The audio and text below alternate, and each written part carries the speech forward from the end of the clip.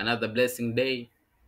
Yo, bana, leo nitaelezea namna gani ya kuchora support na resistance katika market structure. Kwa hiyo kama una peni na karatasi, take notes. Kwa kuanza tu chap bila kupoteza muda ni kwamba tunasema support na resistance ni zile area ambazo price imefanya multiple rejection more than once. Naweza nikasema hivyo. Ni tofauti na trend line. Trend line ni zile area ambazo zimefanya multiple rejection ambayo inaelekeza uelekeo wa soko kama ni uptrend au ni downtrend. Lakini hii support na resistance ni zile key areas ambazo market imefanya rejection, imereject na ikarudi katika upande mwingine wa uelekeo. Sawa, nikiwa nafanya hapa live tutakuwa tunaelewana zaidi. Yaani kwa mfano, nitumie hii chart hapa.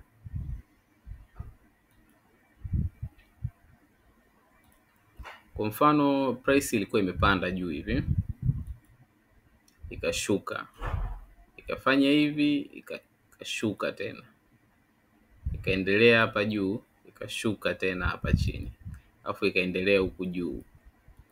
Sawa, hii area hapa chini hii ambapo price imekuja ikageuka mara nyingi zaidi, hii hapa, hii tunaita ni resistance area.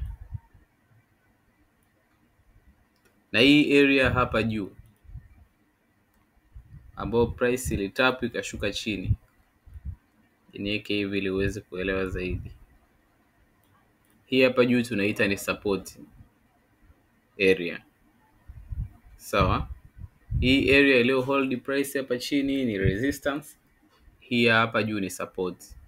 Sasa kwa mfano tukienda kwenye chart moja kwa moja ili tuweze kuona hizi areas za support na resistance namna gani zinafanya kazi, very easy. Kwa mfano hapa tukihitaji kuchora area yetu ya resistance na area ya support, tunaweza tukachora kama ifuatavyo. Mimi huwa napendaga kuchora, unaweza kuchora kwa kulinganisha hizi wick za juu, za candlestick, au unaweza kuchora kwa kuunganisha hizi bodi za candlestick. Lakini mimi huwa napenda kuichora kwa kuunganisha bodi za candlestick. Kwangu mimi ndio inanipa uelekeo mzuri zaidi. Sawa, kama hapa mimi nitachora area yangu ya resistance namna hii. Nitagusa bodi kwanza nichore, afu nitakuelekeza kitu. Nitagusa bodi ya hii kendo ya kwanza hapa na hichi kiboksi, hii rectangle. Nitagusa hapa. Sawa, baada ya hapo nitaangalia kendo ya pili inayofuata ilifungia wapi, nakuta ilifungia hapa. Kwa nitagusa na hii kendo ya pili hapa. Sawa, ambapo nikija kurefusha huu mstari wangu kurudi nyuma,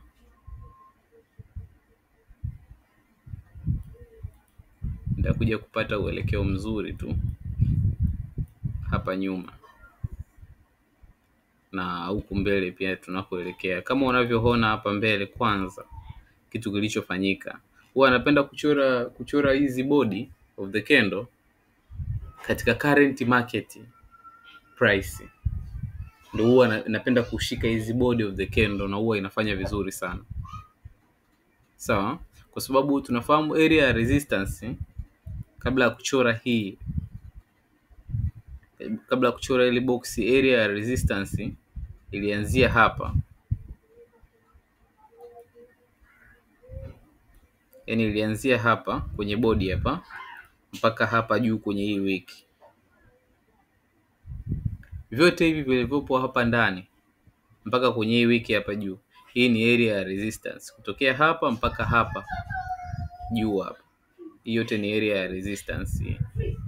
Kwa hiyo tunategemea market ikigusa huu mstari wa chini au ikaingia hapa ndani, moja kwa moja lazima resist kushuka chini. Kwa hiyo mimi huaga na katika current market price huwa nakamataga hizi body of the candle, kwa sababu naamini hizi wiki zozote zilizoenda huku juu zilifunga chini ya zilifunga chini ya mstari wa hizi body of the candle ilipoishia, nikiwa naamini kwamba chochote kitakachoingia hapa ndani hadi level hii hapa juu kwenye hii wiki hapa juu lazima tu ireject kushuka chini. Endapo kama ikivunja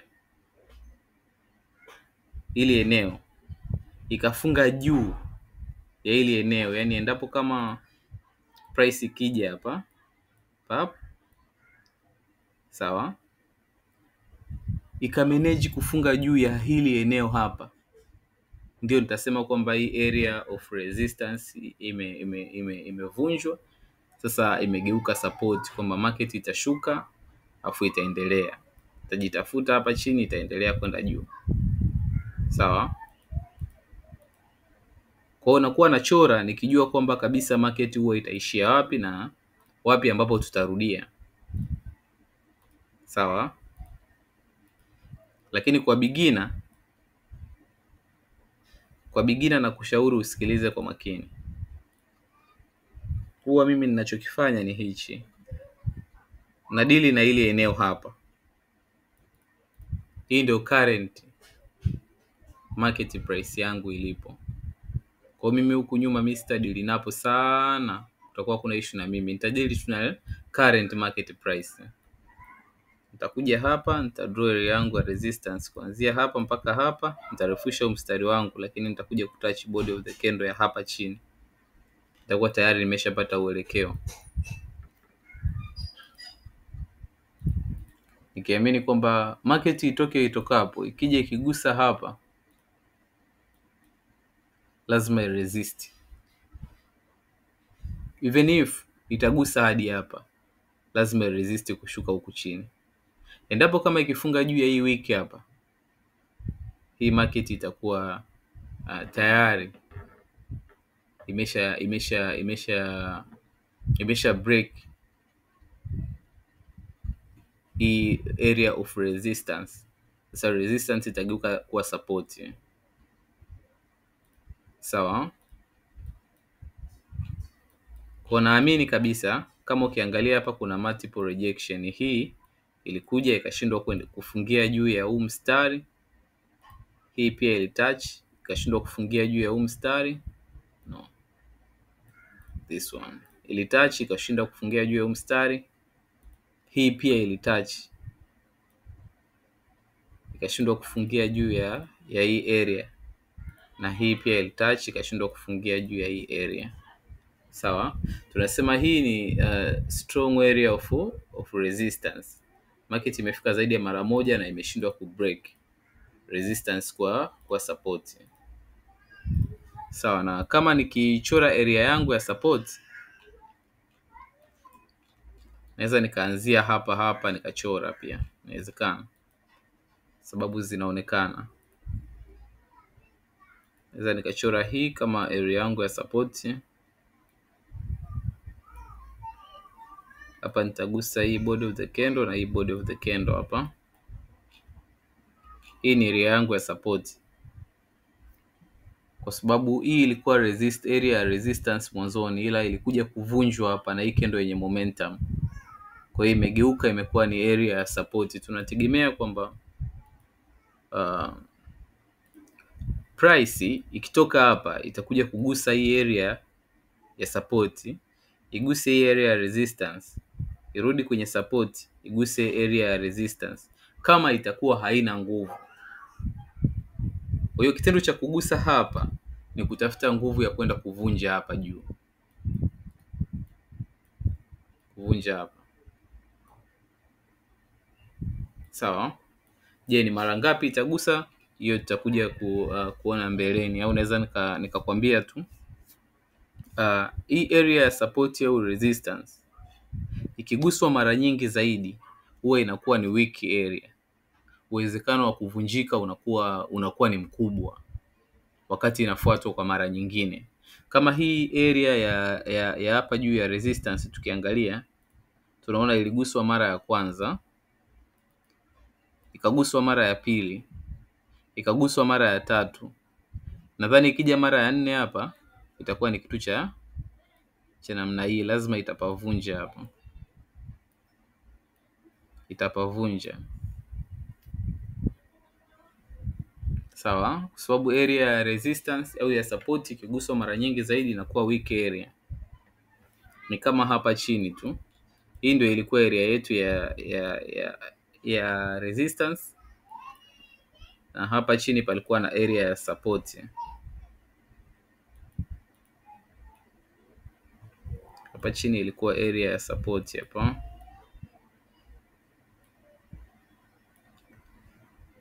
Kama kawaida mimi huwa napenda kuchora namna hii. Hii ilikuwa area yetu ya support.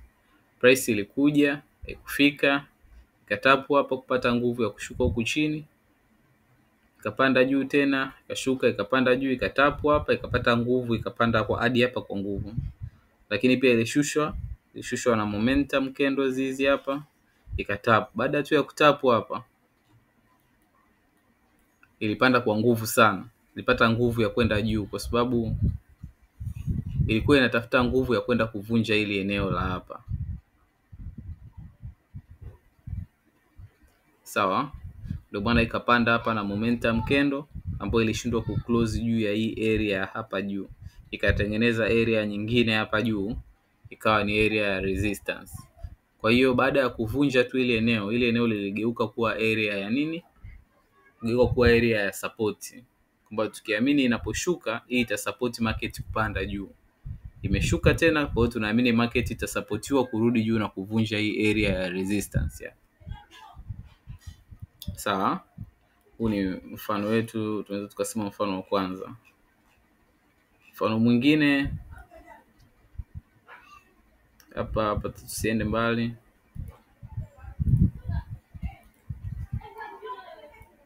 Hapa tunaweza tukachora tena area ya support hapa. Mfano hapa tulikuwa na area ya support hii hapa,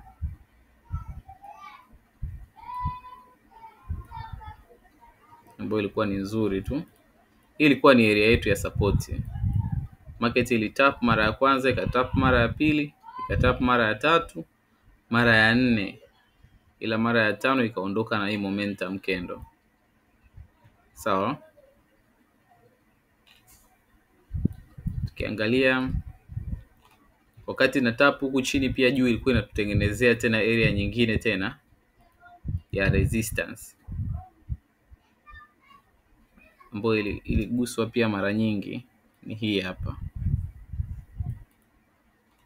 Kama una maswali yote utaniuliza kwenye comment, au unaweza ukacheki hapo kwenye description, ka contact ika fresh.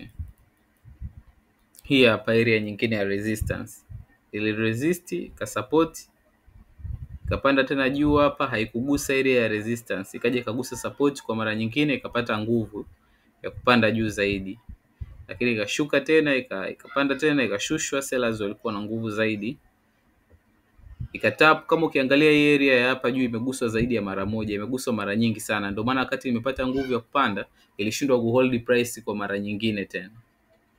Hapa juu paliguswa mara nyingi zaidi na hizi mikia hizi au weak, iliguswa mara nyingi sana. Ndio maana wakati wa kupanda ilikuwa tayari imeshakuwa dhaifu, ikapita tu moja kwa moja ikavunja hii area, basi ikaendelea na safari yake. Umeona? By then hii ni lower time frame. Wapenda kuchora support na resistance kwenye higher time frame, inakupa big picture of the market structure. Kwa mfano hapa tunaweza tukachora area yetu ya support na resistance vile vile kama mwanzo. Nachora hapa hivi, unagusa hii bodi hapa na hii kwa juu hapa, alikadhalika unagusa hii bodi. Angalia bodi ambayo ya kwanza kabisa kwa juu ndio unayoigusa, na hii bodi ya hapa unapata kitu kama hichi hapa. Ili support ikaresist, tena mara nyingine ikasupport, ikaresist, ikaja kusupport, ikapanda, ikasupport tena, ikapanda, lakini haikuwa na momentum. Baada ya kufika ya kuresist hapa, ikaja ikavunja moja kwa moja area ya support hapa chini, kwa sababu hii area hapa chini imeguswa na kendo mara nyingi zaidi kukompea na hii hapa juu. Ukiangalia hapa imegusa mara ya kwanza, mara ya pili, hapa kuna rejection kama 3, hapa kuna rejection pia, hapa pia kuna rejection nyingi tu hapa. Umeona? Kompea na hii ambayo iliguswa mara ya kwanza, mara ya pili, mara ya 3 hapa, mara ya 4. Lazima hii ya chini iwe weak kukompea na hii ya juu. Ndio maana wakati inashuka ilishuka na momentum tu ya kuvunja hapa moja kwa moja. Sawa? Na kama hujafuatilia video zangu namna gani tunazitrade hizi support na resistance katika market structure, unaweza ukarudi nyuma hapo, zipo video utaziangalia na utafahamu namna gani ya kutrade hizi support na resistance. Ni rahisi sana. Tunafanya hivyo na tunapata hela katika market vizuri tu. Tuna trade hizi support na resistance. Labda let's say BTC USDT. Ni rahisi mno.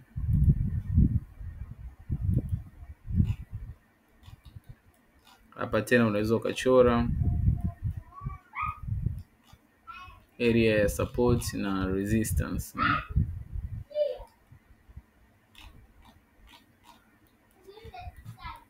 Current market structure ni hii hapa.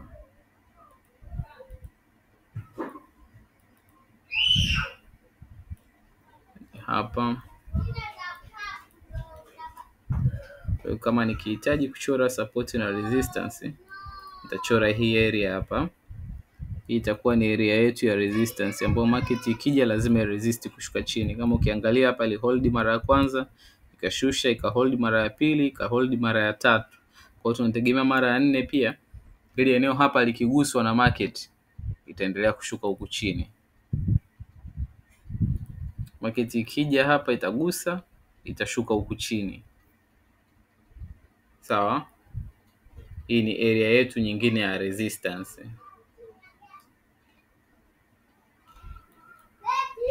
Sawa. Sasa kama kuna sehemu ambako mtu hajaelewa, anaweza tu moja kwa moja akanicheki nikamuelekeza for free. Hapa tena unaweza ukachora area yako ya support hii hapa.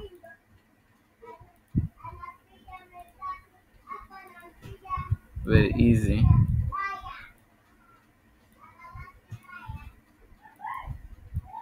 Hii hapa. Price ilikuja ikahold mara ya kwanza, ikahold mara ya pili, ikahold mara ya 3, ikahold mara ya 4. Kwa hiyo ile eneo hata ukirefusha huku mbele huku, kuna time itafika ile eneo litakuwa eneo la support au litakuwa la resistance. Huku mbele huku. Kama ukiangalia hapa ilihold tena ikashusha chini, lakini ilishindwa. Ikawa sio strong, ikavunjwa. Hapa ilivunjwa, ikahold, ikashindwa, ikavunjwa tena. Lakini hapa ilihold price zaidi ya mara moja eneo hili. Sawa? Kwa hiyo hivi ndio tunavyofanya. Endelea kusubscribe, kulike, kucomment katika channel yetu. Chochote unachohitaji kufahamu zaidi, unaweza ukaniconsult tu. Tukaelekezana. Vitu ni rahisi. For free kabisa nitakuelekeza. Karibuni sana. niwatakie siku nyingine njema.